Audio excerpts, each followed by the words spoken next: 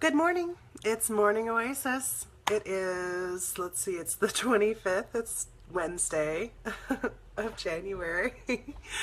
Oh, good morning. We've got 2 more days till the new moon. Let's see what else is going on. Yesterday we had the Psychic Fair. That's going to be changing names. So when you look for it in the future, you're going to want to look, I think it's going to be called the Consciousness Gallery or Consciousness Expansion Gallery. Apparently, there are psychics that are going to that, intuitive psychics, gifted people, who are uncomfortable advertising it because it's called the Psychic Gallery. And apparently, there are people who are still afraid to be seen as psychic and coming out, yet they're out at a psychic fair doing readings and work. So today I thought, why don't we all just take a moment and we're gonna just like work on those feelings that are around hiding who we have to be, hiding ourselves, but we're gonna talk about some other stuff too.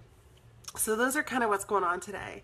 I don't have any card pulls, so if anybody would like one, you got to request it pretty quick or I'm going to move right into topics and talking about stuff. Today we're going to also kind of cover some more of the concepts from the law of one, the raw concepts.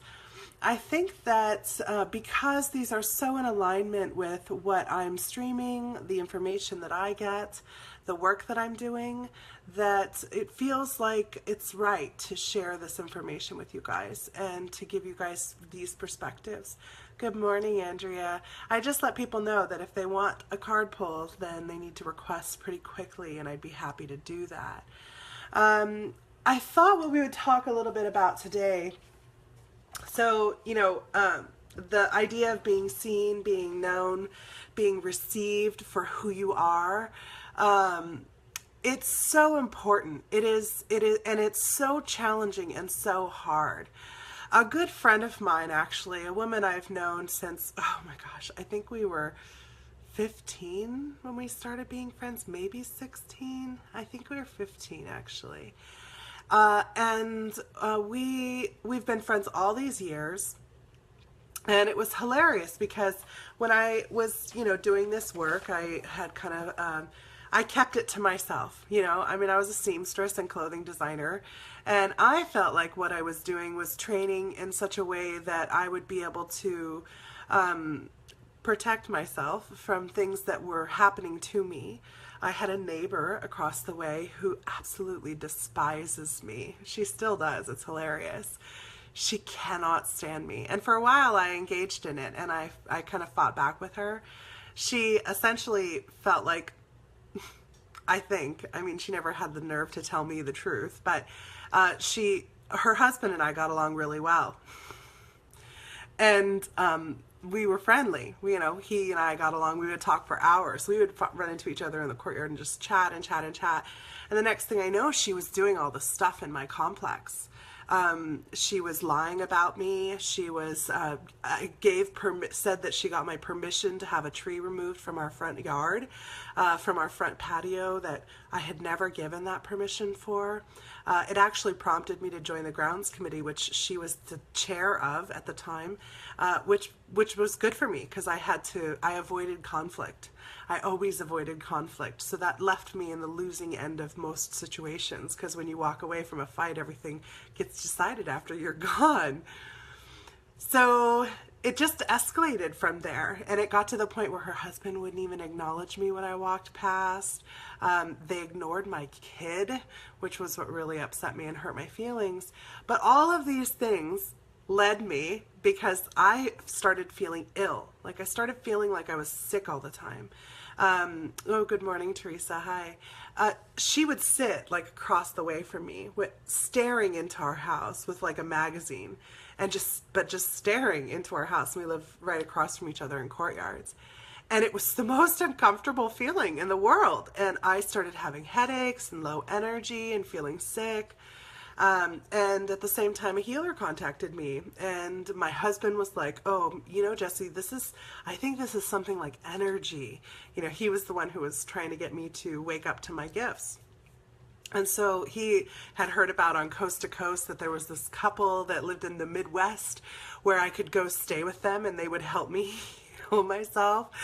And I was just like, I'm not going to go stay somewhere in the Midwest. And then lo and behold, up shows a teacher and she's like, oh yeah, you mean you're not a working healer? What do you mean you're not a healer? What? You need to start training. You need to start doing this work right away. That's what's really wrong with you, is that you are not flowing energy. You're not tapping into source consciousness. You're not flowing it. And that's what you came here to do, actually.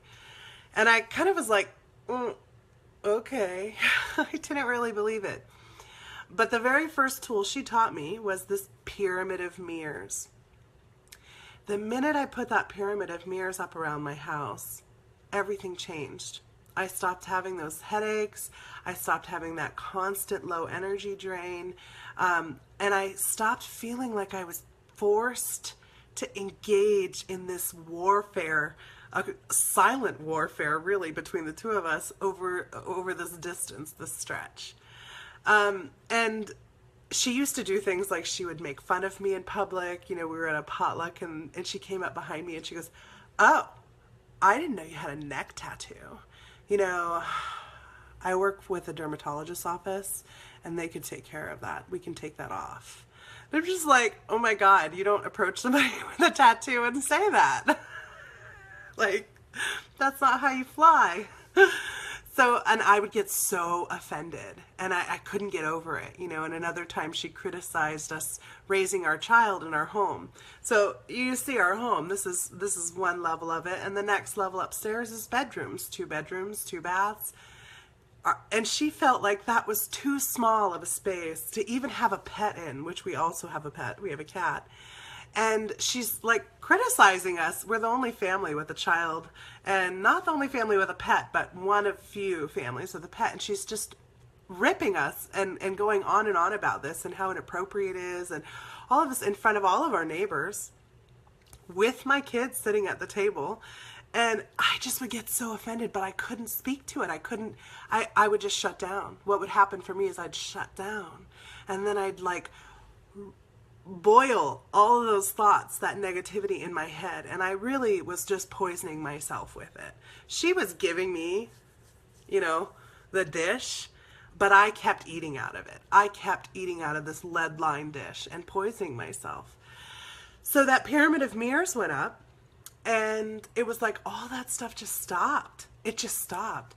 She stopped attending the grounds committee meetings. She started traveling with her husband, who traveled a lot. So she was suddenly gone from the complex. They stopped attending potluck functions. It was like, so beautiful. And that taught me, protection is a real thing. I need to protect myself from these people. These people are going to hurt me. They're on the outside. They don't understand me. They don't see me. They're just going to hurt me. And so I began protecting more and more. And let's see, I did pyramids of mirrors. I did bubbles. I took that pyramid and I played with it. Let me tell you, I built up golden pyramids. I built a pyramid of mirrors that was filled with quartz and limestone and all these different materials that the frequency felt like, ooh, that's a good frequency. And I kept doing all of this. I kept building my protections. Well, what happened as I kept building these protections was I kept getting bigger and more powerful, more energy was flowing through me, and more things were coming to me. So I was in a meditation at one point, and I remember actually I asked my teacher, I'm like, this is horrible. This is horrible. I feel like I have negative things coming all the time now. I feel like, I had my nanny fell down her stairs, a good friend fell down her stairs, and another neighbor fell down her stairs. All of them either breaking, spraining, or really damaging their bodies in some way within like a few days of each other. My car was having problems. It was just one thing after another. Just one thing after another kept happening. My teacher was telling me that I would show up to class and she's like, oh, you're covered in this negative blah, blah, blah energy. And now I need to clear it before nobody touch it. Nobody touch it. It was just like madness. And I went into meditation. Oh, actually, before that, let me say this first. She finally referred me to one of her teachers, or I guess he was more her business partner. And I shouldn't say business, I should say healing partner. They do energy work together. He is the one who would go way the bleep out there, and she would keep him grounded and centered in this space here. So, I did that. She sent me to talk to him. She said, I can't answer these questions for you. You've gone beyond me. I don't know what you're doing. You're working in realms that I don't understand. You need to talk to my partner because he's the one who actually does that work. So I started talking to him, and I asked him about this, and I said, and how is it that, how do you protect yourself? Because you're going out there too. You're going to these big spaces, these other realms. How do you protect yourself from everything that you expose yourself to? And he kind of giggled, and he had this super thick French accent, and he goes, well, I use absolutely no protection at all. And I was like, what? Nothing? He goes, no, nothing at all. And I said, then how do you do it? How do you do it? And he said, and this was the very first time I really heard, honestly, reference to the law of one. He said, you have to trace yourself back to the root of you, all the way to where your consciousness, your identity, whatever that may be, separated itself away from source and decided to express itself as separate from source. And once you go there, then you won't need protection anymore. And I was like, why? Why would that change anything? How would that change anything? I don't understand. And I don't understand. I was really stuck in that. And he said, well, you need to do it and then you will understand. So that became my goal. That became my whole goal, was how do I trace my consciousness back to where it got away from source? I wasn't sure how to do it, but I started meditating on it. And I started coming more into wholeness of myself, more and more into that space. In meditation, I would follow my line and imagine myself, because our imagination is our most powerful tool in working with energy. I'd imagine myself surfing this wave of my energy all the way back to the start of me, all the way back into source. And this is a little bit different, but quite similar to what we do when we're doing our grounding and connecting into source. When I did that, what I found was that I am everything, and everything is me. And we all divided ourselves up in this concept, in this way, to try to understand ourselves better, to see ourselves from the outside. I want you to take a moment to think about something. Imagine you had never seen yourself in a mirror.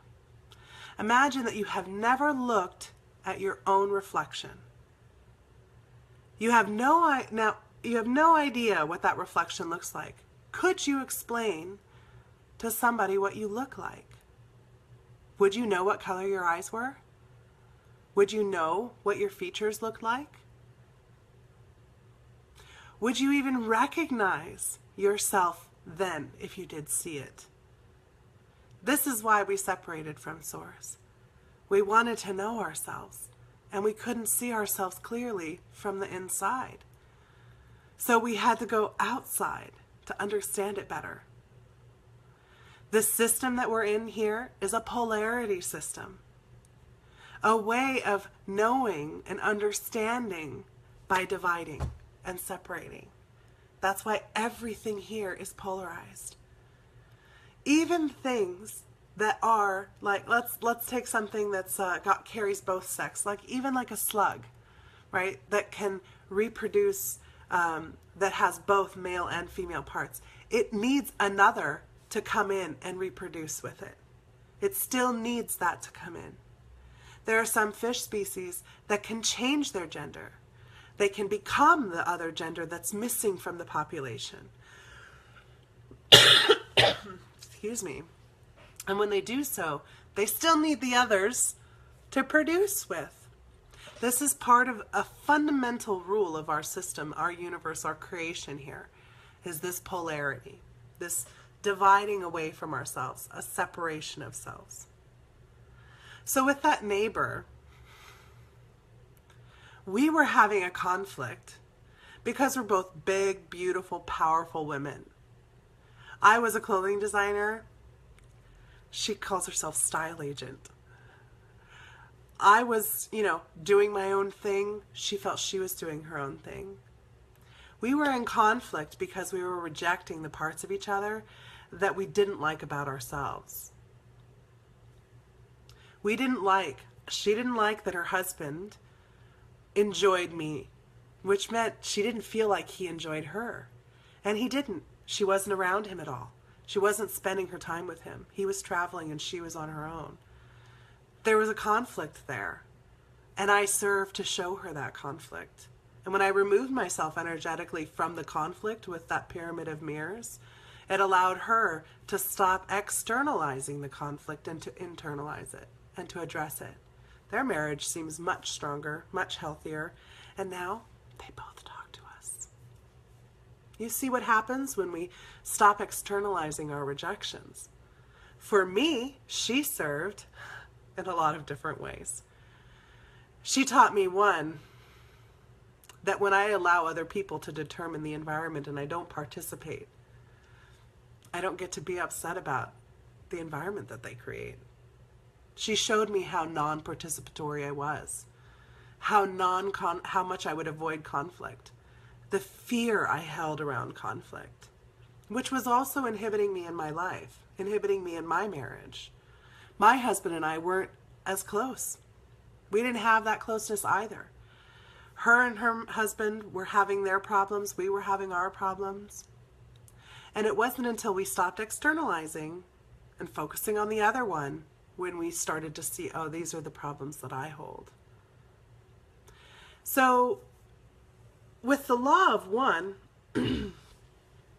that brings me into that. There's a part in here, I'm going to read a few different little parts as we talk, and we're going to talk about them.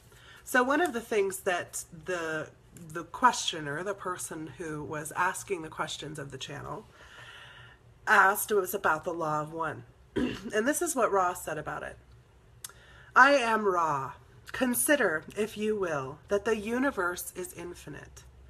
This has yet to be proven or disproven, but we can assure you that there is no end to yourselves, your understanding, what you would call your journey of seeking, or your perceptions of the creation.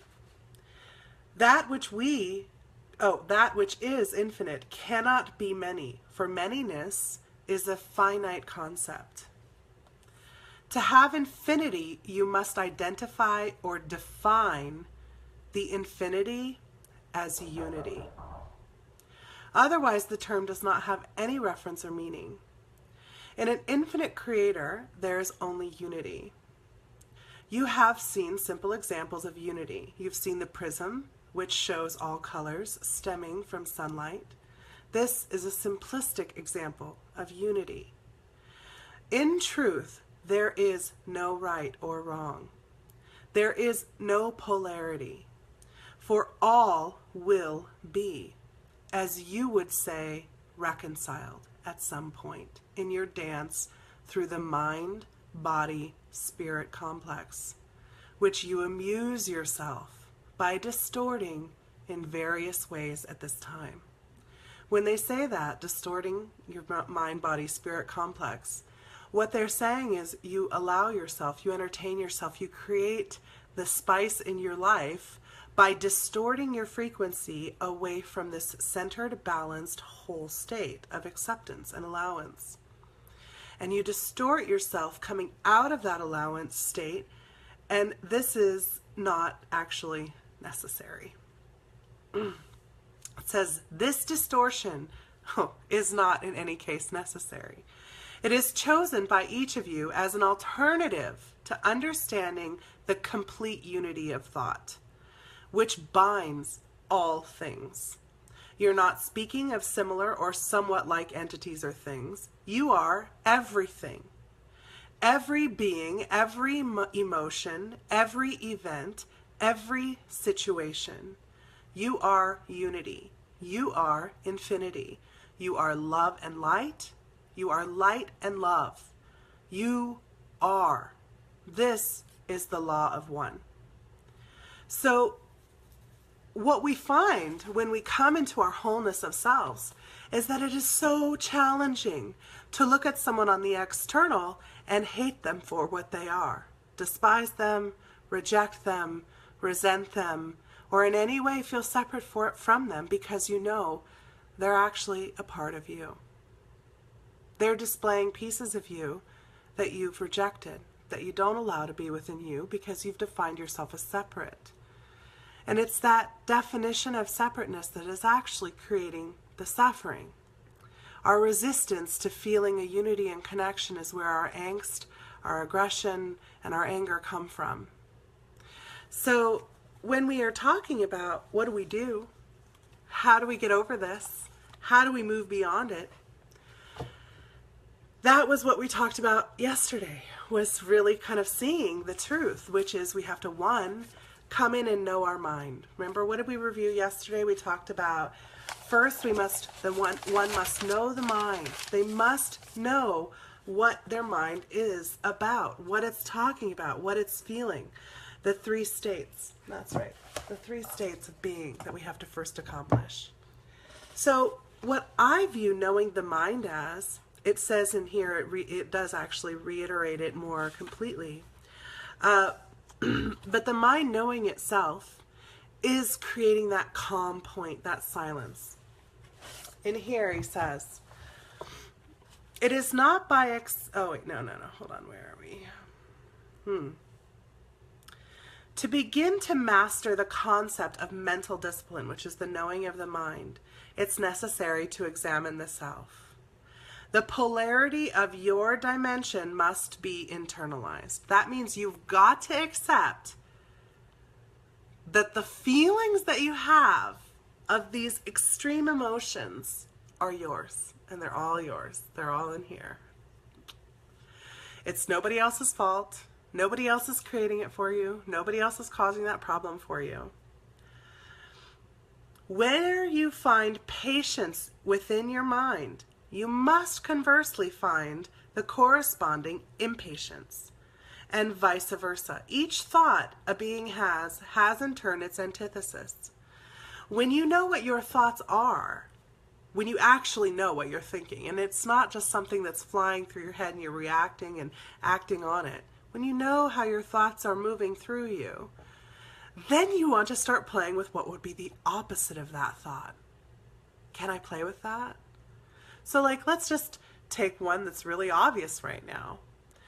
What if, your thought right now is that you hate Donald Trump, right? This is a big one. This is what everybody is really in uproar about.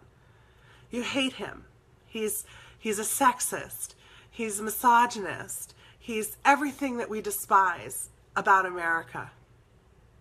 Did you hear the part where he's, represents these things about America? That's what America is like right now, guys. We're a misogynist country. We go through the world and we tell the world how to behave. This is civilization. This is the appropriate religion that you should be following.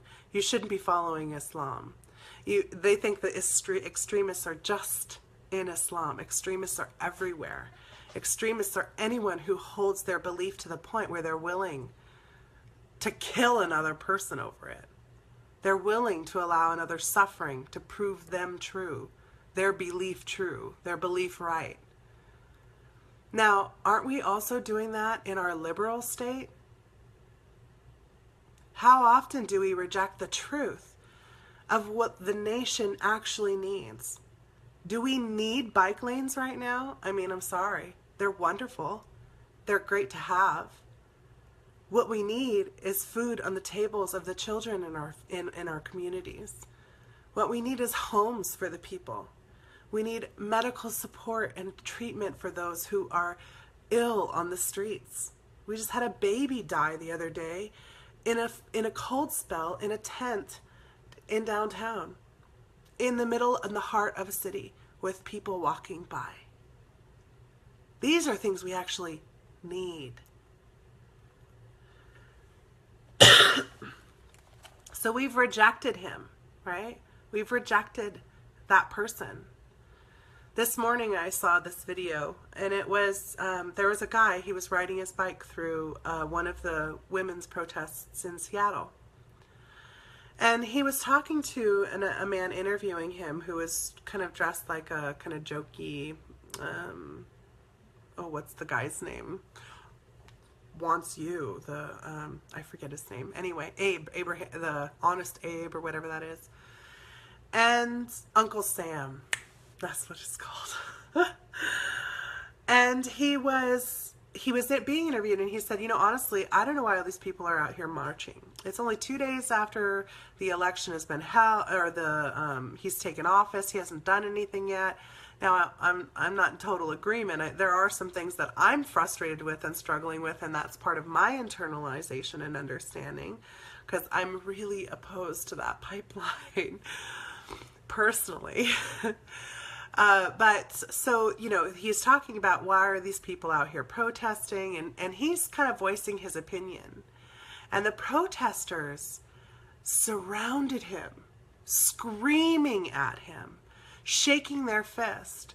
One woman got in his face and has her finger right in his face, screaming at his ignorance, screaming at him to know his history. Well, she's actually, what she was saying was displaying her own lack of awareness of the history. And the things that he was talking about, actually, when he was confronting her, they were true. I mean, true from the perspective where I can see, from what I've observed. And that's not to say that all of Donald Trump is true or whatever. I'm really not getting into that. My point is the way they were treating each other. Here's two people, polar opposites. The one guy who's speaking his truth, he's just sitting on his bike. He's still sitting there. She even made fun of him for that. And she's tearing at anything she can find to cut him down, because she is up here. And she wants to make sure he feels like he's down here. This is what we're doing to each other. That's a rejection of our polar opposites. Now, this is something that we all struggle with. I mean, I'm not judging, honestly. I struggle with this. I get into this problem. I do it more on an intimate level in my family, in my personal life. My husband and I have conflict. We have trouble. So on that global scale, we're not going to fix it on the national level if we can't even fix it in our homes, if we can't fix it in our immediate communities. And that's where our focus needs to be. First, we must know our mind. We must know what's going on in our head. What are the beliefs that are driving our behavior? What are we holding as a belief and a truth that we know to be true, that we believe to be the absolute truth? And then try to find the opposite of it. So you can have the flexibility in your beliefs to start incorporating beliefs that are not your own and begin to adopt unity consciousness yourself. I know this is a struggle for a lot of you, and I have this conversation so many times. It's why I'm bringing it up in this way. I don't want to do a political show. I want to do a human show. I want us to come together as people and recognize our sameness.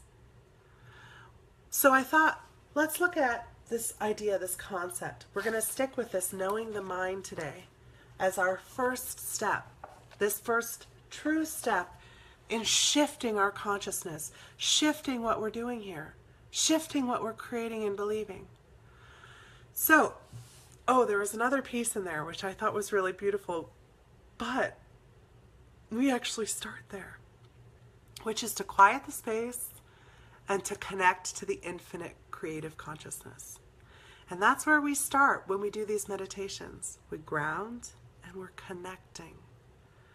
I find that connecting into that infinite consciousness before knowing the mind actually helps me know my mind much better.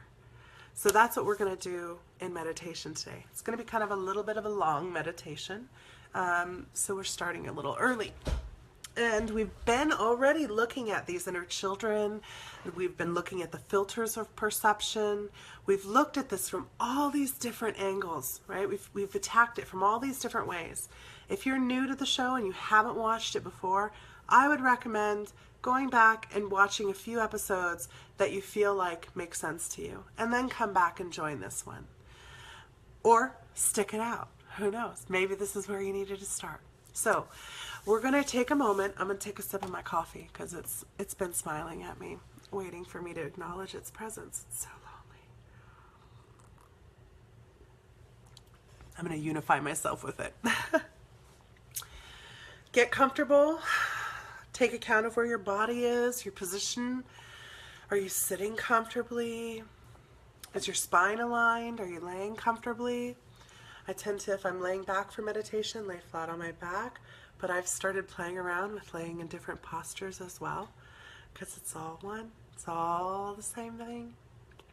It's just my mind, body, spirit complex on its side. So let's go ahead and take a deep breath. We're going to go through the whole grounding and connecting process today. So take a deep breath in, breathing in the air, feeling the temperature as it comes into the body, and exhaling. Breathing in through the nose. I'm going to do it through the mouth because I'm congested. And exhaling. Just noticing how the body feels as you're breathing in and exhaling. And now as you breathe in this present moment, breathing in, I want you to try to breathe all the way down into your belly. Breathing with your belly. Pulling that air all the way in, and as you exhale, I want you to unhook the hooks of attention and focus that you have on anything else that's going on in your day-to-day. Just unhook from the rest of today for this time, for these moments. Breathing in, feeling that air going even deeper down, really deep into the belly, and exhaling. Unhook from everything you have going on tomorrow. Just releasing.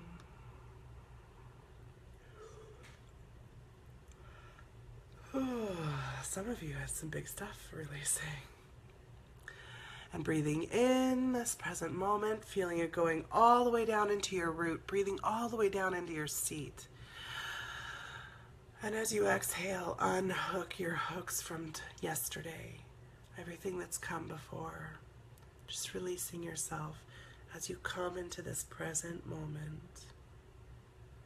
Breathing in. All the way.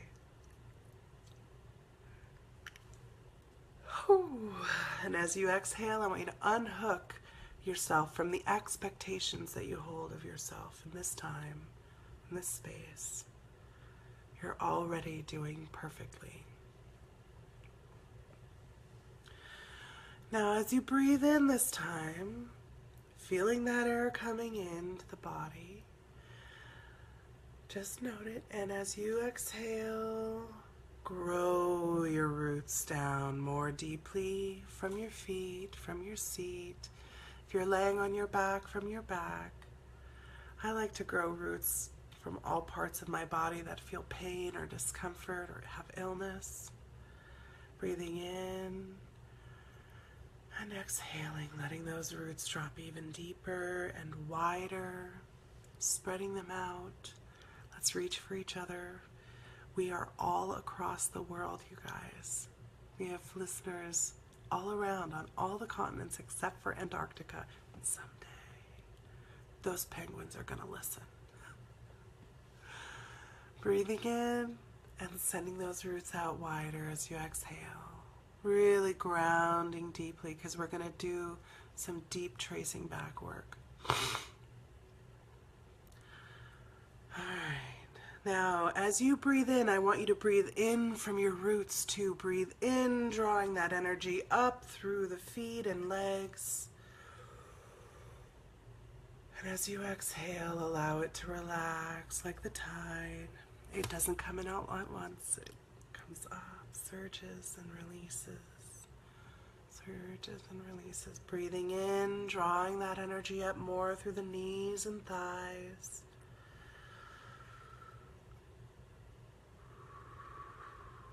And exhaling. This is opening that state of allowance for yourself as you breathe in, bringing that energy up through the thighs and hips, feeling it coming up into the seat, and exhaling, releasing. A lot of us hold things in our seat, hold a lot of angst or fear, aggression. We hold our instability and our insecurity. If you're finding yourself with money or housing or safety issues, just allow that surging tide of Gaia's energy to flood through that root chakra and release and wash out the debris that's there. Just release. We're not trying to change the way we feel. We're not trying to change our environment. We're just allowing, seeing, and releasing as we've witnessed. Just like when we turn the page in a book, we don't worry about what was on the page before. We release it. Into the next page we go.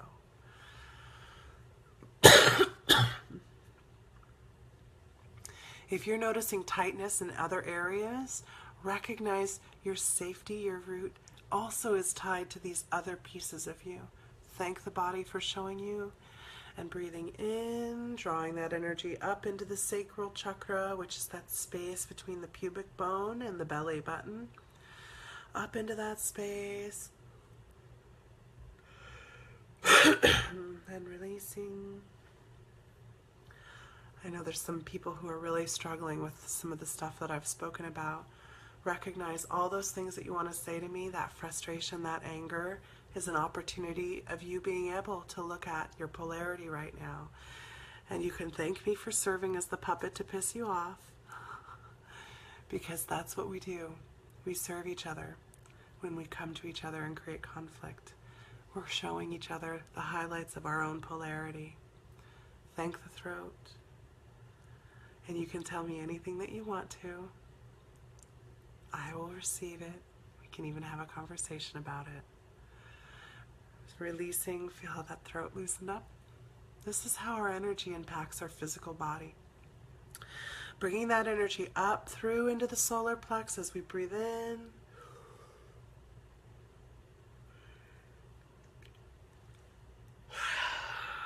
Feeling that power space.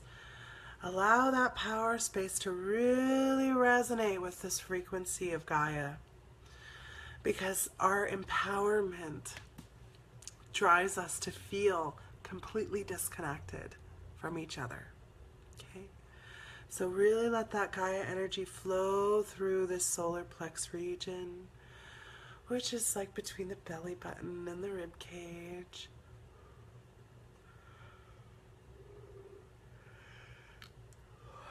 Breathing in, bringing that energy up into the diaphragm and the heart space. Ooh. Releasing. Our lungs, actually, our lungs and our skin are the parts of our body that release toxins. That's where we release from. That's why we tend to get so many colds, congestions, lung infections, bronchial infections. If you have a lot of these, you're struggling with a lot of grief. You're struggling with a lot of pain.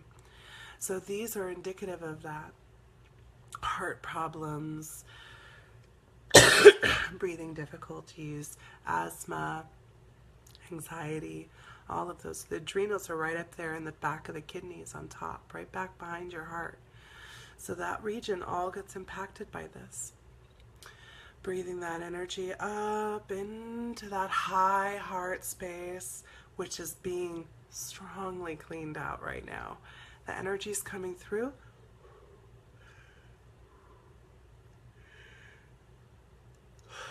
or reattuning this high heart space.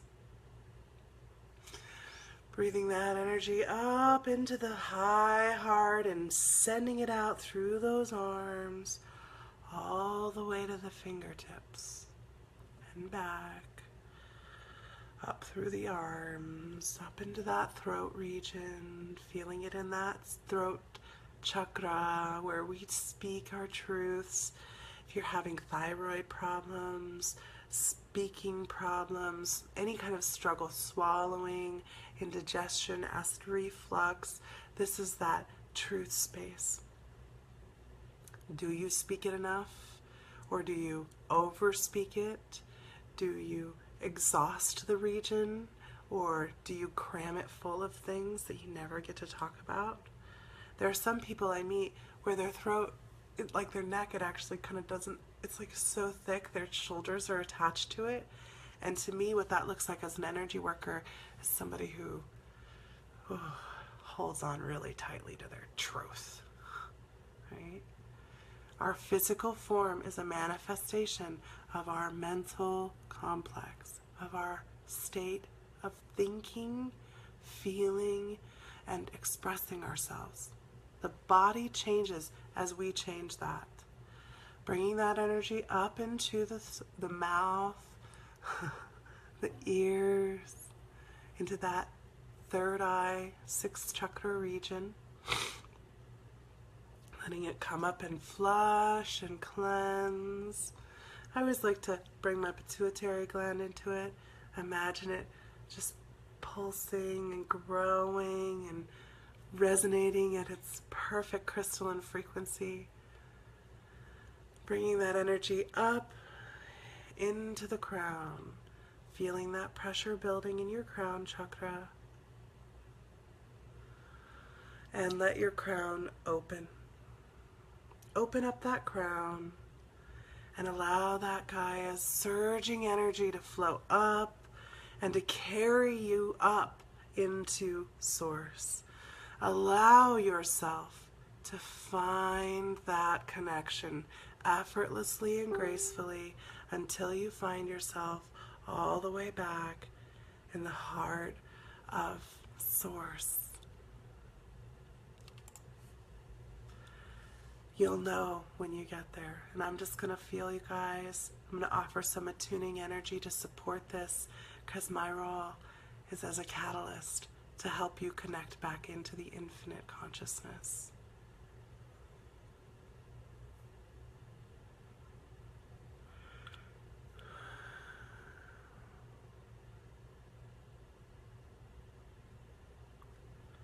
Let's just sit there for a moment in this Source connection.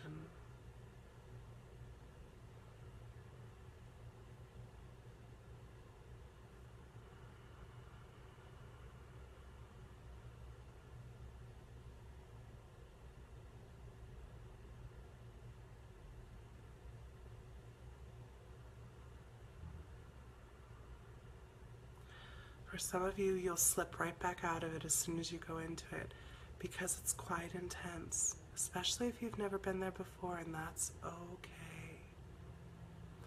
For others of you, it's going to feel like slipping into home.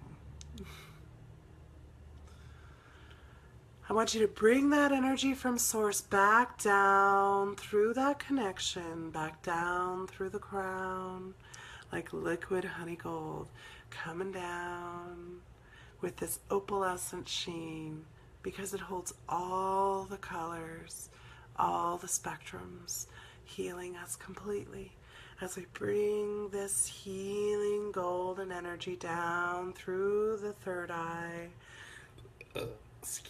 through how we see the world, how we perceive.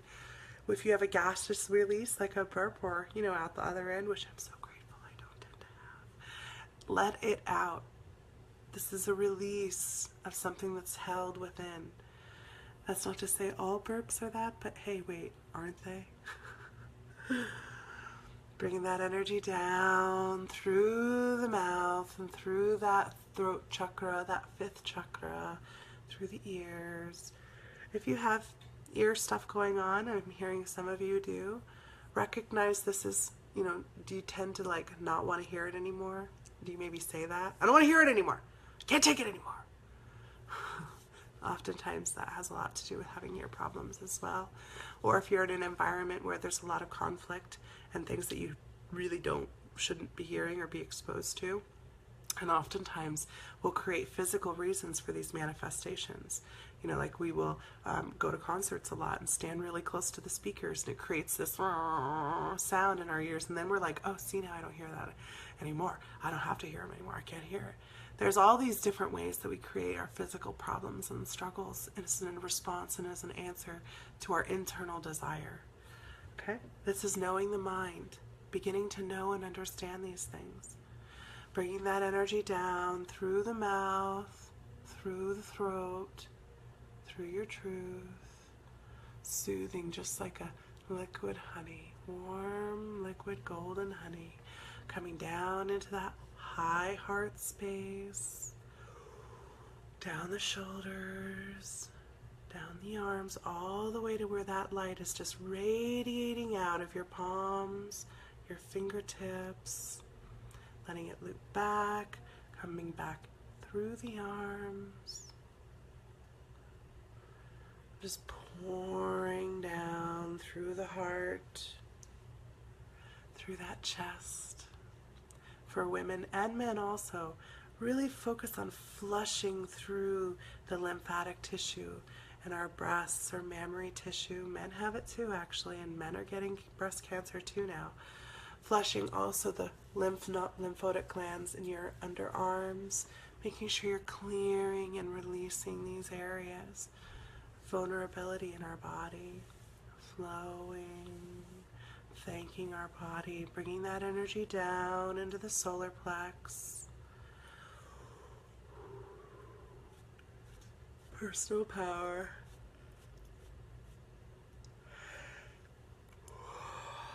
Down into the sacral, pouring and filling you. Down into that seat of your pants, down into your root. So your whole bottom is just like a warm, gooey mess. In a good way. Down through the legs, through the knees, down through the calves and shins, letting source drip and flow down your roots into Gaia as you serve as this conduit for source and Gaia's energy to flow between each other, for the manifestation and the creation to flow together, for the infinite consciousness and the physical expression of it to flow together. Now take a moment and observe your mind. Feel that calm, that silence of the mind.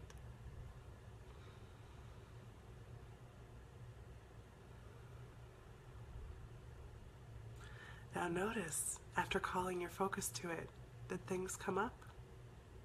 Did you start having stuff pull you out of the silent space?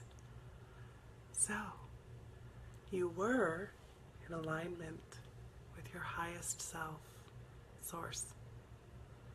Now you've been pulled out of alignment. This is where we observe. What pulled me out? Why? What is this for? Why do I need to be over here thinking about this thing? How does this thing serve me? You can play with it that way, which we've done in the past. This thought, this belief, this memory, this idea. What is it doing for me? Is it creating a sense of righteousness, justness, validation? Is it reinforcing a sense of powerlessness? See, you can't hold that state. You can't stay in silence. You don't know yourself. Is it the fear and doubt of failure, of an inability that's now being proven true by the lack of silence? Thank it. That's beautiful. You're right. In that moment, I couldn't hold the silence. What's the opposite of you never can hold the silence? I'm holding the silence. come back into alignment. Find the opposite idea and play with that, okay? So here's the thought. Find the opposite thought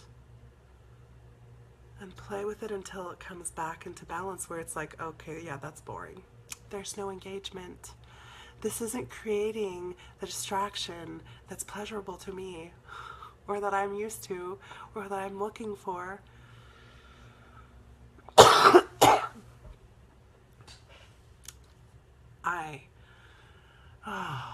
I'm experiencing some throat issues. So I'm going to look at my throat while you play with the opposite for a minute, and we'll support each other while we try to come into wholeness with each other.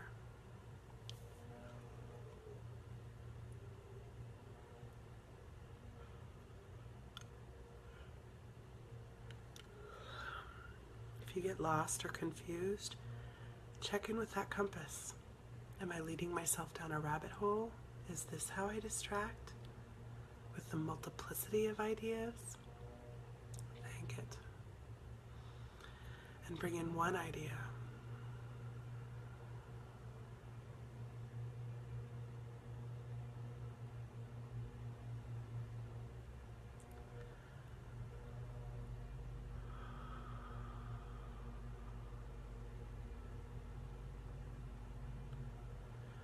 Now we're going to call into focus a belief.